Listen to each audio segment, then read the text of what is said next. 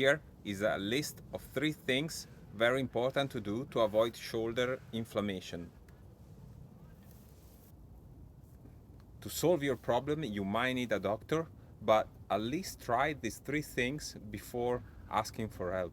The first important thing is to stretch your shoulder. Kayaking tend to use a lot this muscle, this extra rotation. So what you want to stretch is the muscle behind here.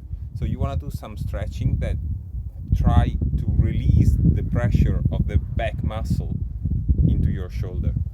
This exercise is also very useful, but it's important to do it very well. Keep the shoulder inside. Also, this stretching that you can do on your bed before going to sleep, it's very important, and it can really release the pressure on the tendons in the front of the shoulder. The second thing you need to be sure is to have enough power on the front of your shoulder.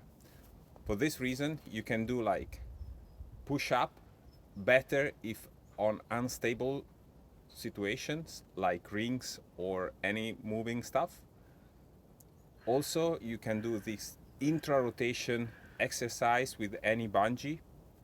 And third, you can try to really paddle backwards during your training or at the end of your training to increase the strength of the muscles that are opposite to the normal paddling. The third, but the most important thing, is the technique.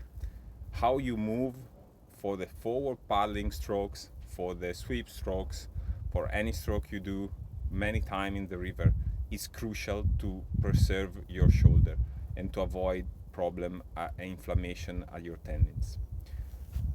Most of the people paddle using this kind of movement, which is normal. Everybody does it, but it's not the most efficient and is not the correct movement to avoid problem at the shoulder. Ideally, the shoulder should not move that much. It should be, all the movement should be done by the body, not by the shoulder. So any rotation should be done using the body rotation instead of using the shoulder movement. This is a simple concept, but very hard to realize and very hard to achieve in the time. But it's the very most important things to avoid problems. Of course, if you go kayaking once in a while, like once every 2 weeks, probably you will not get many problems. But as soon as you start paddling a little bit too much, if you have a wrong technique, you will pay it a lot. So be careful on your technique. That's the most important thing you should care about.